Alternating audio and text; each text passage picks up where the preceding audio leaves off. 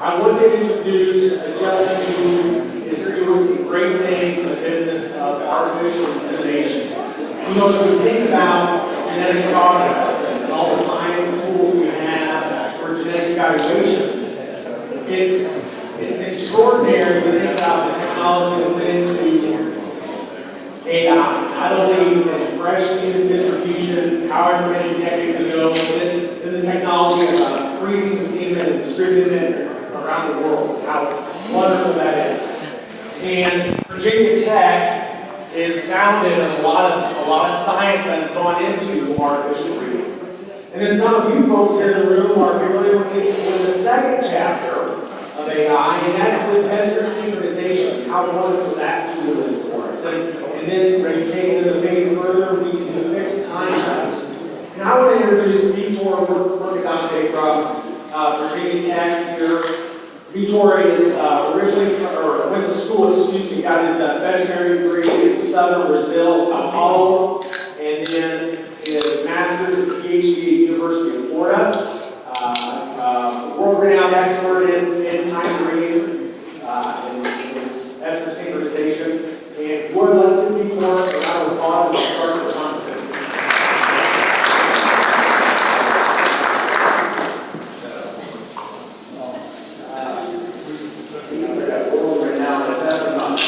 But I appreciate it.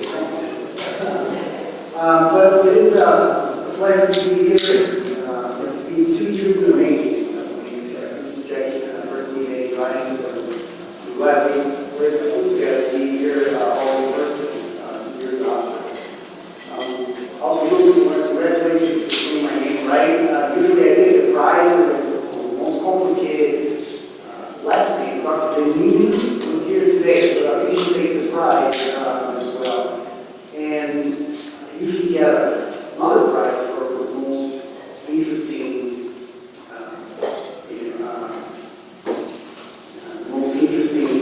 accent. But Dr. Benini, I think I want to take the prize home here. So, but it's a pleasure to be here. Welcome to Virginia.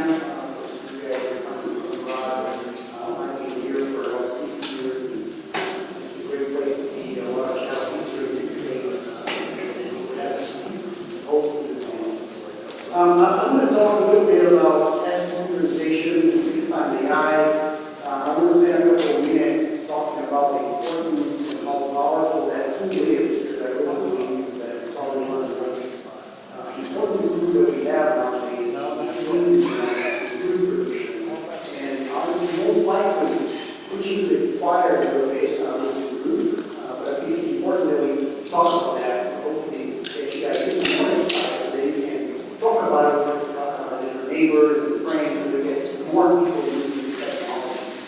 And then later on, I'm going to speak a little bit about some advancements, some new protocols, things that have been applied for a while in the world of synchronization.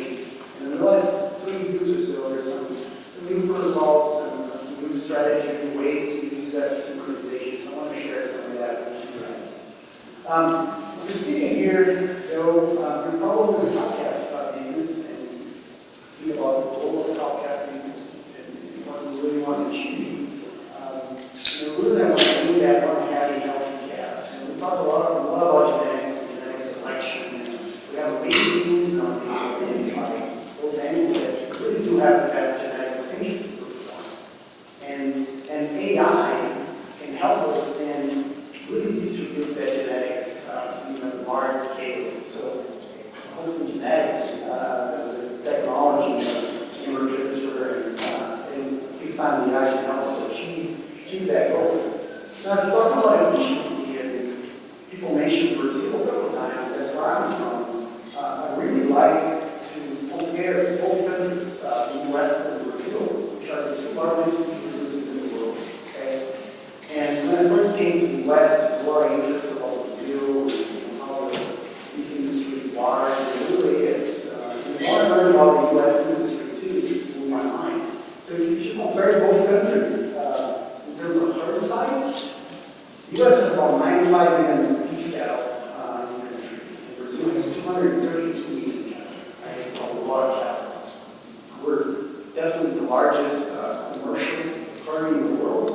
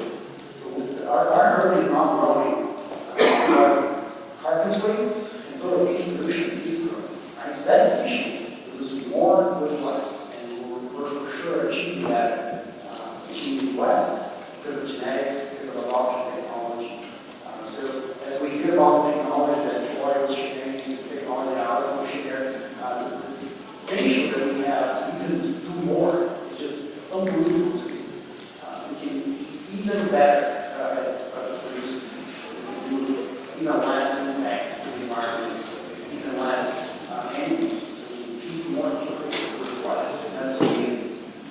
And I don't, not every industry can do that. And I think we still have a lot of rules to so when I move forward, I think we use what we do. So, talk about reproduction efficiency, you cannot oversee reproductive efficiency. Now, there's a couple ways people can probably define reproductive efficiency. One way I like to define is to optimize pregnancy rate as early as possible. So, season of feed one highlight that because that's important.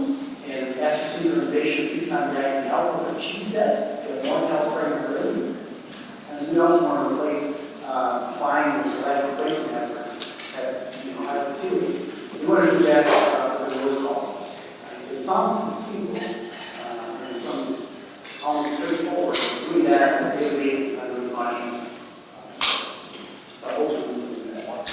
So people like that silver bullet, unfortunately, it doesn't exist. To achieve reproductive efficiency, it's really like an equation in mind. There's several things that we need to do to achieve reproductive efficiency. Right? It's a combination of management, nutrition, and animal health are really important. Reproductive physiologists, the realities of nutrition and health are not right. Animals will not reproduce. Right? Animals will not become pregnant. So that's really important. That's one of the first steps.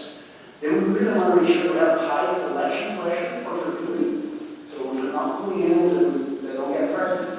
Not putting that pressure to the herd. We're not selecting for our fertility. We're not going to achieve reproductive efficiency. Then once we have organized all these first things, then we can really take advantage of some of the reproductive technologies that we have available to help us achieve reproductive efficiency. Okay? That's what I want to focus on, some of the reproductive technologies, primarily as synchronization. So we did a good job talking about the history, the index being part of that history. A lot of work done to understand the estrogen cycle. And the students always, I teach students about the estrogen cycle, and we somewhat take it for granted. Right? There's estradiol, there's progesterone. There's a lot of work that came to figuring out that. And now we understand to a level where we can really manipulate and we can control the estrogen cycle. So we can do things like things like because we can synchronize ovulation. And we do that with high success. Most protocols nowadays will synchronize ovulation with about 90 to 95% efficiency. That's amazing, right? Now, synchronize ovulation with 90 to 95% efficiency. And then once we breed those animals, they'll have pregnancy rates that will range from 45 to 65, and in some cases even higher. Right? So we understand the estrogen cycle. We do a good job synchronizing the glucose rates and ovulation. Okay? And one of the biggest advantages of using this technology is really that we need to increase the DNA of the amount of DNA that get exposed to AI. And because of that, the amount of DNA become pregnant early into the breeding season. Okay? So why does that matter? Why getting cows pregnant early matters? There's a study out of the first land when using Minnesota that was done. They compared two systems. A natural service system that used a 90-day breeding season with natural service schools. And then a second system that used synchronization. So all cows were synchronized and AI. They were exposed to a 90-day breeding season with cleanup to stop their head. Okay? They used natural service schools with similar EPDs to the AI science to try and balance out some of the genetic improvement that comes with AI to really try to isolate the effect of the synchronization and what that would do to the cavity season and the cavity distribution. Okay? So this is a graph that shows the cavity distribution. So the bottom is the base of the cavity season. In red is the group that was synchronized, and in gray the group that was just exposed to natural service. So if you look at that first 20 days of the preseason, you got about 44%, 45% of cows that were synchronized cavity on those 20 days versus only about 20-some percent of the cows that were not synchronized. Okay?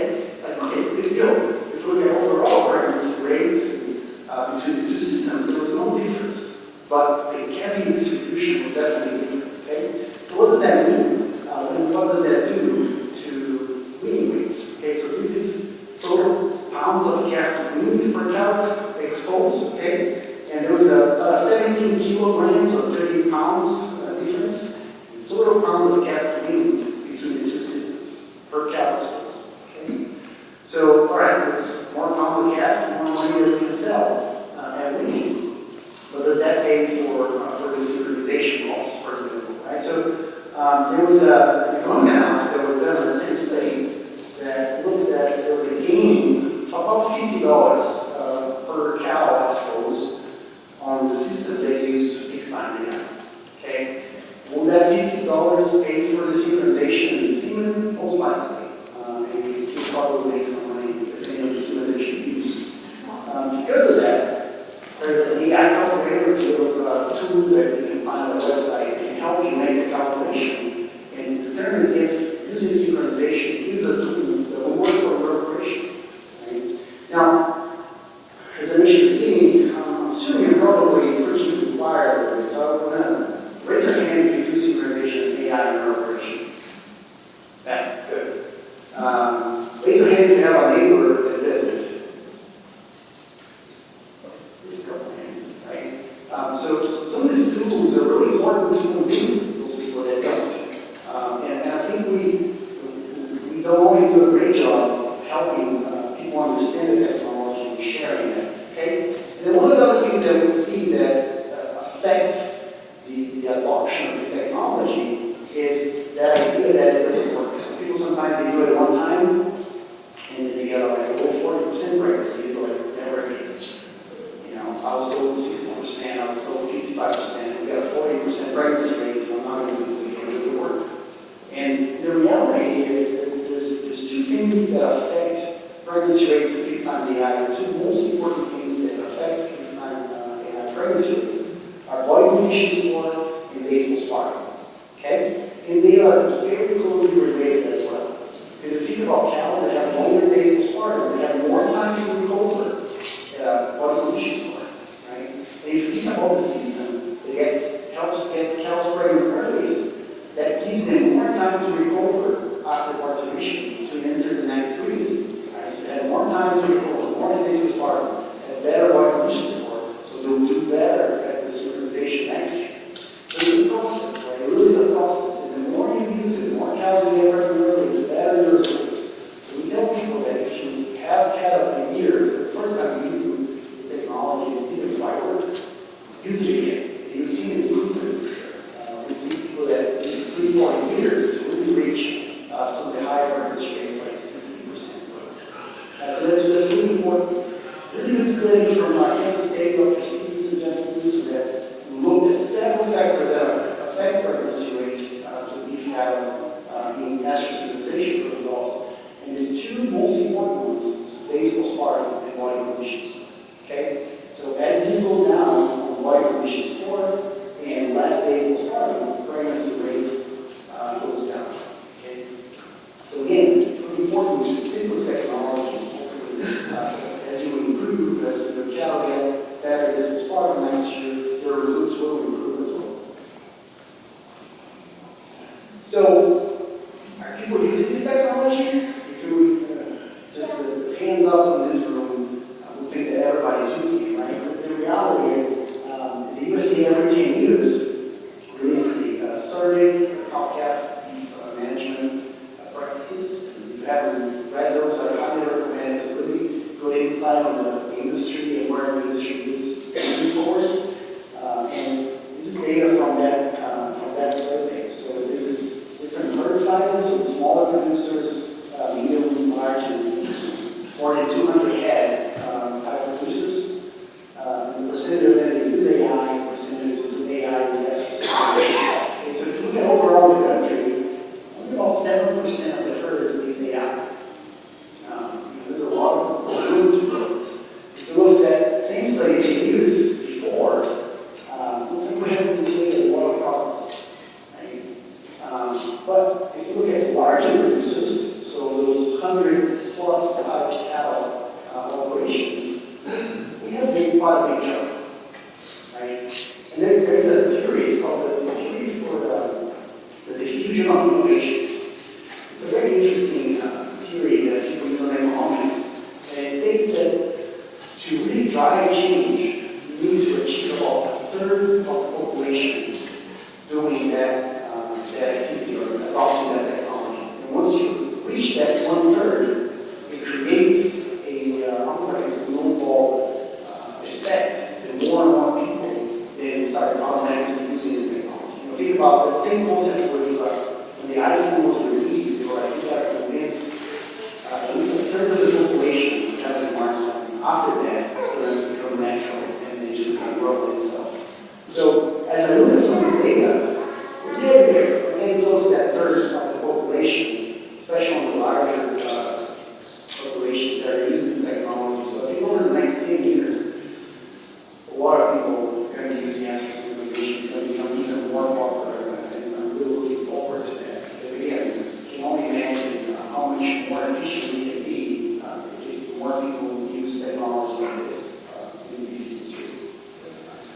All right, okay. I heard you still already do this, so I thought you were going to talk about which protocol you use, right? So I'm going to share some of that data.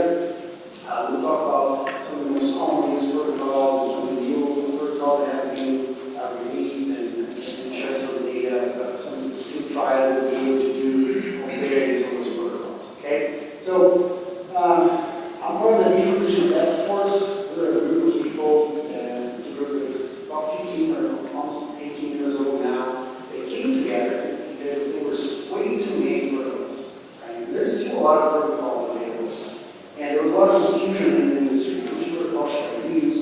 There's the same protocol with different names. So the goal of the reproductive task force initiative is to simplify, combine efforts so that we're not duplicating names and we're really centralizing almost like a decision making on which protocol should we recommend based on the data that's available. So that group was formed, and one of the things that probably most famous about is the protocol sheets. So you've probably seen this sheet before on most genetic catalogs now, seed catalogs, they have those protocol sheets for both P-cows and heifers. So they're divided into protocols that use feed detection, combination of feed detection, time to die, and protocols just for fixed time to die, for both P-cows and heifers. And as I mentioned earlier, almost 15 years, there was very little change to those basic protocols.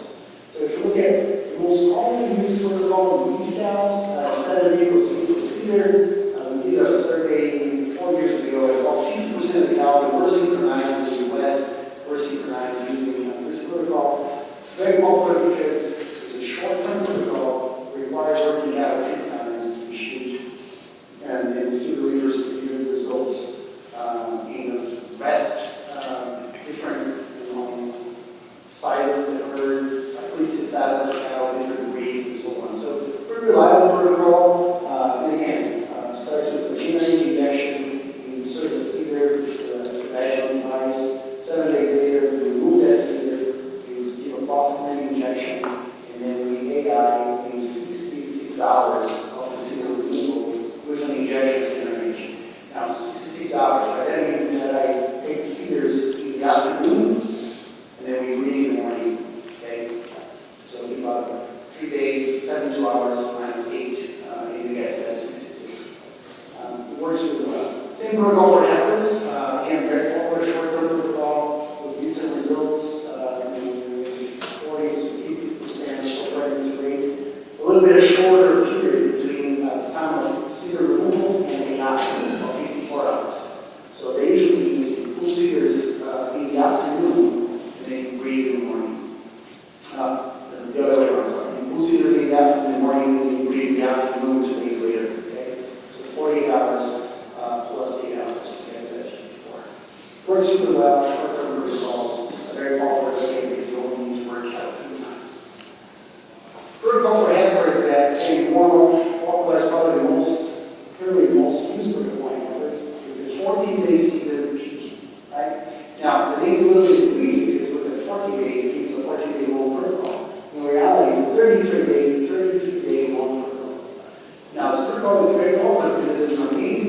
uses like proceedings, and then synchronizing a second follicular rate for those females that have not reached puberty, and which that second rate has a better fertility compared to that initial rate. So there's a really good job, again, big some plan. We have people that call, hey, I heard about that 14-day, I want to use that. So I work where you want to read. Next week. It's a good plan. But again, it works really well, especially if you have a group of heterogenesis on your prison peppers. Some they're a little bit thinner, some they're a little bit older. If you have a little bit of variability on your replacement heifer group, that protocol will do a pretty good job of inducing cycles and synchronizing those heifers. Okay? All right. Those three protocols have been around for about 10 years or so. How many of you guys have heard about 7 and 7? Right? 3 years ago, Dr. Jordan Thomas published the first papers on the 7 and 7. And since then, it became quite popular. A lot of people talking about it. Got people really excited about AI again, which hadn't happened. So it was nice to see that. People excited about synchronization protocol again, because other than the nerds like me that like to study them, like, who cares? How there's synchronization. So 7 and 7 kind of broke because it's so exciting. And it really was, this new category now, we're looking at synchronization protocols. So for a long time, I think the 7 and 8 was considered quite popular because they were short term, only work 2 times to the sheep. Like people don't want to work cattle as often. As people started losing that, fear of working cattle more often, some of this resynchronization protocol started to get more popular. And so, the beauty of it, what it does, again, it's a resynchronization, so it increases the efficacy of the gene injection, and then we can have better synchrony of those follicles. Now, if you look at the 7, the 14-day, the 7, sorry, excuse me, the 7, you start with possible injection, which is great. Then 7 days later, is your regenerating injection. The seeder remains in day 14. When you remove that seeder, they will possible in what AI is 6 hours regeneration. The third thing from here on is the same as the 7-day protocol, right? So this injection prostaglandin alone appears as progesterone to the seeder helps pre-synchronize those cows so we have a better response of that regeneration. Then sets those cows for better success. The pre-synchronization protocol has been around for a long time, but it's not probably, I guess, most people didn't pay attention, perhaps because these were cattle for times, and at the time when this protocol came around in 2012, people didn't want to do that. It's a PG6 they seen out of Western Georgia. And it's the same idea. One more injection across the brain, so we work cattle for 4 times. The seeder stays in for only 6 days. They have really good synchrony of the ovulatory follicle for later on. But okay, so pre-synchronizations protocol that seems to work solidly. Okay. So this past year, Dr. Perry published some data comparing probably the most common pre-synchronization protocols. So this is estrus response on the VG6 versus 7 and 7. There was an increase in cows and estrus before AI, which is good. So we want cows to show estrus before AI because that's increases pregnancy rate. So it was around 58%, if I'm not mistaken, on the VG6 versus almost 80%, 77 on the 7 and 7 protocol. So a lot of cows and estrus, which is in agreement with some of the early data that was published in 7 and 7. So we get more pregnancy. When we look at overall pregnancy rate, you didn't see increasing pregnancy between the 2 protocols. There was even a national versus sex sorted semen comparison. And one thing you notice as you use sex semen, pregnancy rates will reduce, which you expect that to happen. But no difference between protocols. Okay?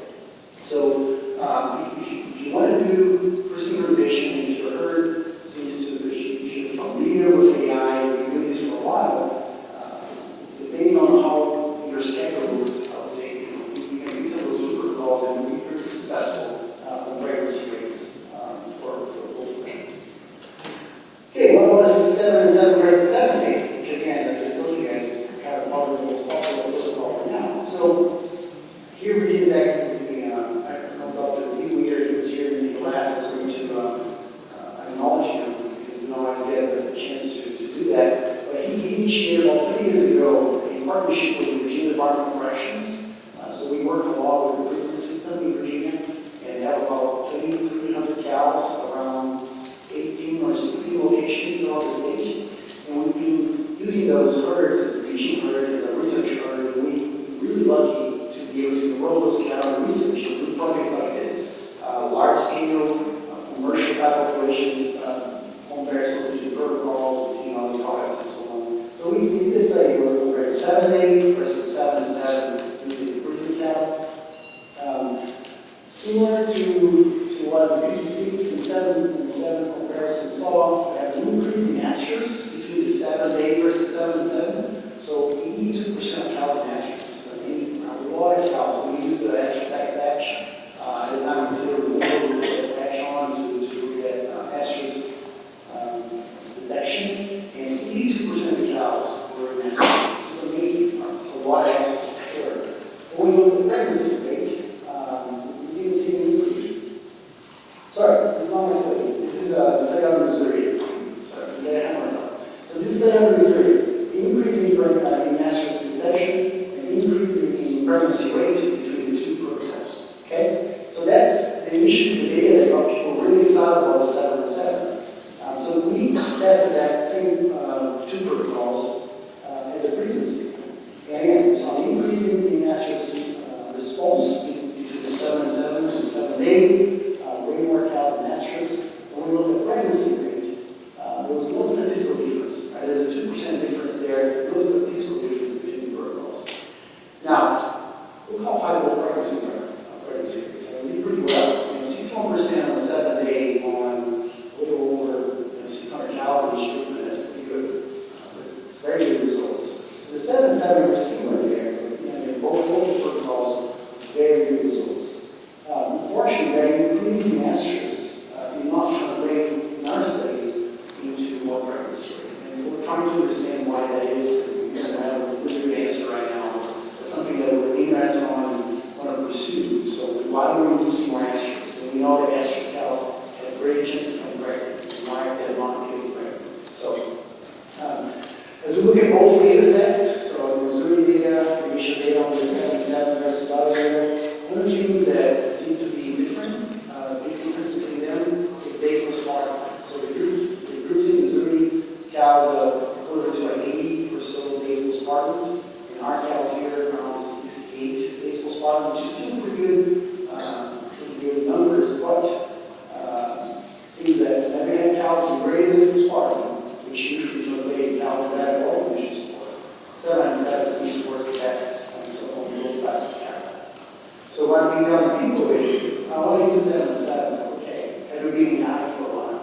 How are your cows looking?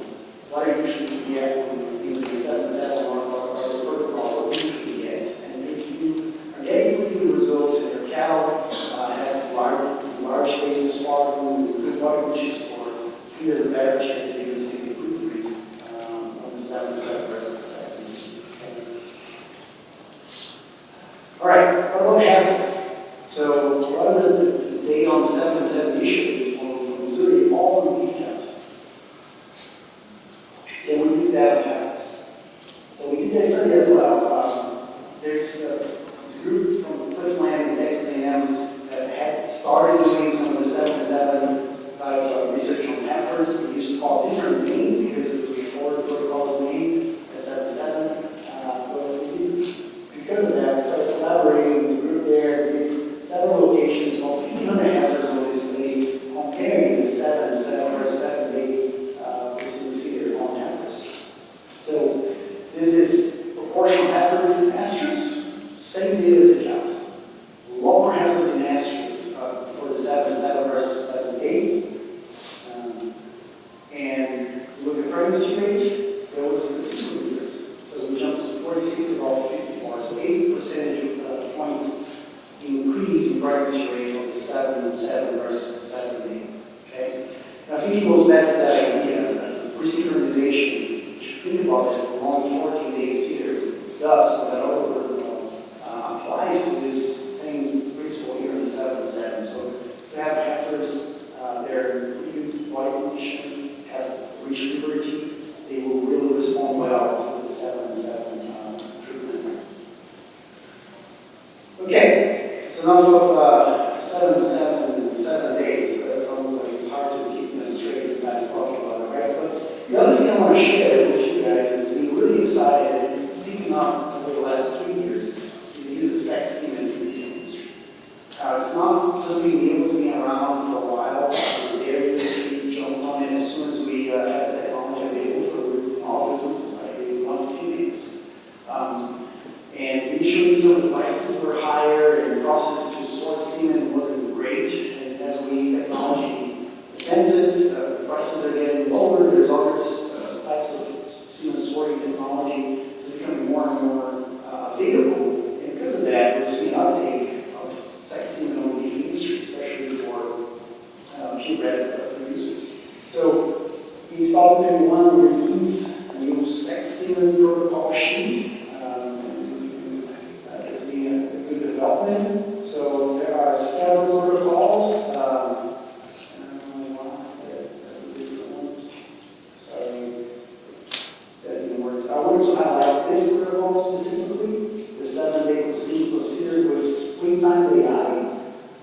So it's a regular 7-day, but you do estrus detection, and then heifers that cows that become estrus, you use sex semen.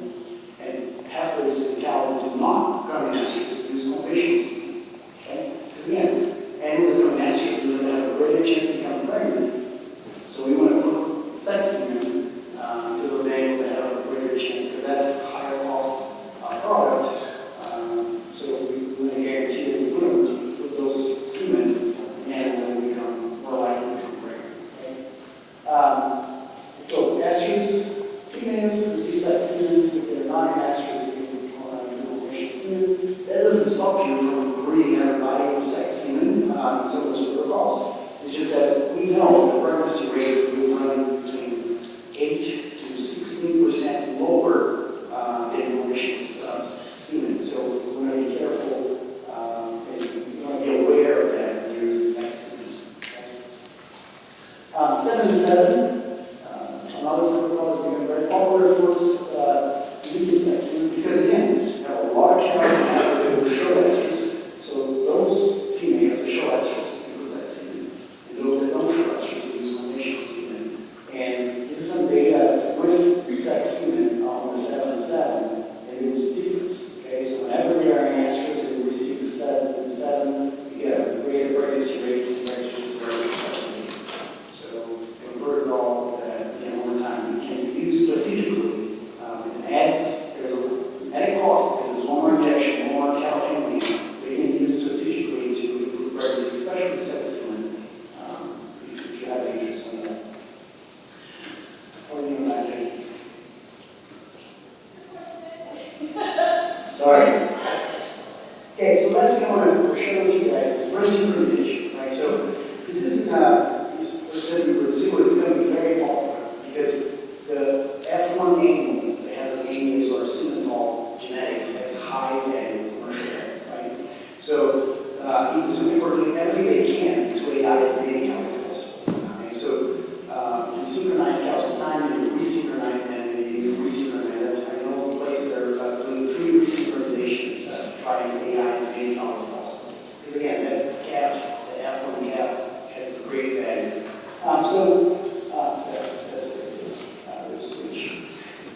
So probably the most common way to, I don't know why it's like, I apologize for that, but the most common way to use resynchronization was that after you synchronize, within 16 days or so after the first synchronize, cows will naturally start coming back to eat, right? So a lot of people can catch those cows just by doing estrus detection and AI. It's quite a popular way to do resynchronization. So we do that in gene tech, for example, with AI. Anytime they are efforts, they will come back and catch them on that return to estrus. And that's pretty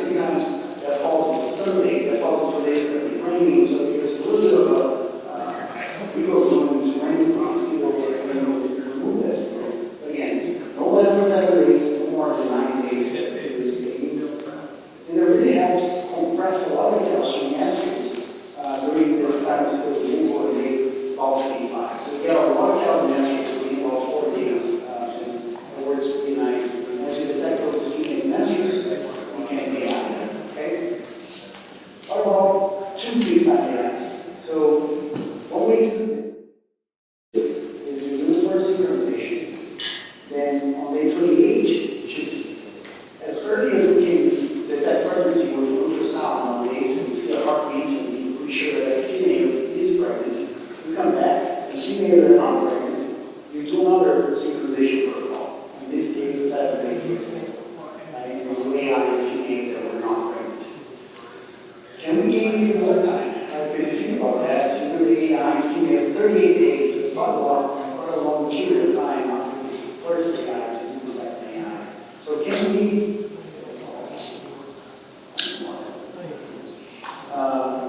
we do that a little bit different? Oh, I'm sorry. It's wrong. But what we can do to gain some time is we can move that serial here at day 21. Before we can detect those females in answers, and before we can detect those females with pregnant or not, we put a serial in, we give a genetic injection. Without knowing if they're pregnant or not.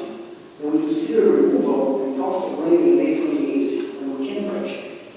Females are not pregnant, receive a possibility, and they're AI later, around day 31. And females are pregnant, they just take the seed out when we cross the line, when they're on the low part of their pregnancy. Right? So we can gain about 7 days doing that. I started a synchronization protocol without knowing the pregnancy status of the female. Now, to really increase how many eggs you have pregnancies, we have on your farm, it does comes at a great cost, definitely more labor intense. So, before you consider doing some of those synchronization strategies, how it works is can you really have the ability to work out in a way that's less stressful so you're not, because one of the concerns we have right now is how much pregnancy are you losing because you're having that. And you know if you're handling those cows pretty aggressively and there's some stress induced because of the cow, you can eliminate some of the pregnancies because of pregnancy loss. Okay? So we're looking into this. We're going to do some research all the way in Georgia, trying to look at more the effects of resynchronization of pregnancy laws as we handle cattle more often before we know they're pregnant or not. But I think there will be great potential for this, especially if you're doing AI for a long time. So that has a basically great age you can handle your cattle without causing much stress. Another good thing, there's a resource guide on the Reproductive Task Force. It's really good. One of the things I want to make sure is that's a synchronization plan. As some of those protocols become more and more complicated, this is a software that can help you. It's free. Create schedules so you don't give injections at the wrong time and you don't make mistakes with protocols. But again, those synchronization protocols are really powerful. And I think you already know this because you're using it. But I'll urge you to help maybe talk more about it and incentivize even more people to use technology so that we can kind of go over that 30% adoption so they can hopefully can move into getting more and more people using the technology so we can become even more efficient in the way we use the really effective industries. And I'll stop right here.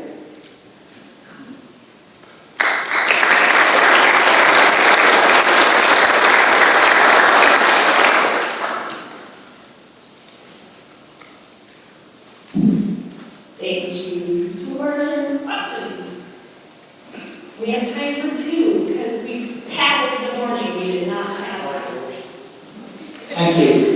Can you go back to your first slide where you talked about the code 6, 7 with sex semen? I couldn't read the hours. It's the same hours. It's the same. It's 6 to 6. It's the same? Yes. With sex semen? Go back. Your first one. There. I can't read the hours. The 7 days is 72 hours, okay? Because it includes the 72 hours for the feast time we have, because it includes estrus detection. So females that are becoming estrus will be AI 12 hours later, okay? And then females that do not show estrus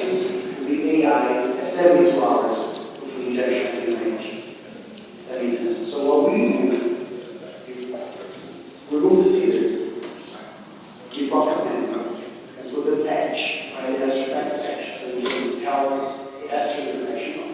And then you heat that twice a day, right? Females that show estrus, with AI based on AM and PM groups, so if you come in estrus this morning, you have AI in the afternoon using the sex. Okay? So you have a 3-day window where you're going to be estrus detection, including estrus detection and AI.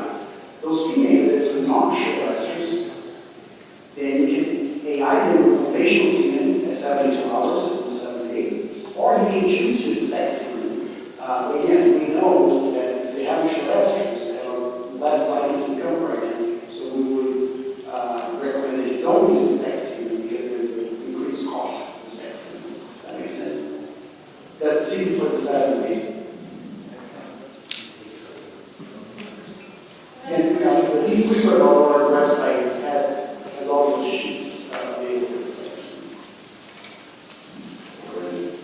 On that first slide, you had natural service covers like 500 days, about 5 or 600 days AI. What about the number of natural service tools and the number of rules we have on that time AI? Yeah, that's a good question.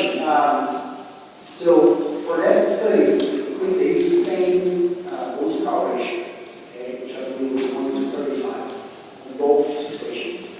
That's a question that we got a lot, right? So after AI, and we know that they're going to somewhat synchronized, right? So do we need more rules to open those cows if they're going to come back synchronized? So we, with access to the recent data, looked at 18 breeding seasons retrospectively, and looked at different dose-to-cow ratios that were used after synchronization, and we determined that up to 1 to 50 after synchronization, 1 to 50 cows does not declare pregnancy on the natural surface. Because one of the things that we always talk about, if you're doing AI and mass synchronization, you can have half your low power, right? Because you have half your house pregnant by AI. But because of that, the returns last are somewhat synchronized. People are always afraid of this. So we have data now showing that yes, we can. Yes, we can have less moves to cow, less cows, more cows per week, right? More cows per week. After synchronization without compromising natural service practices. Because they come back to synchronize. So it's not like they come back to everybody in the same day. They have a spread of 5 to 6 days. And, you know, the rules have passable breeding samples and very good health and good position of the cows. They will breed those cows. And you can have greater boost ratio without compromising the pregnancy. That's the big question.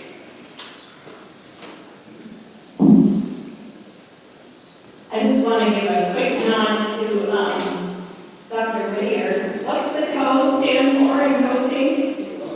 Colorado. Dr. Whittier was a part of developing that coaching protocol. Okay, so I have questions. I wish we could not have questions, but we are actually due to start the panel discussion 7 minutes ago. So I am going to have to keep this thing rolling. Vitor, you can be around for questions if people. Okay, perfect. So I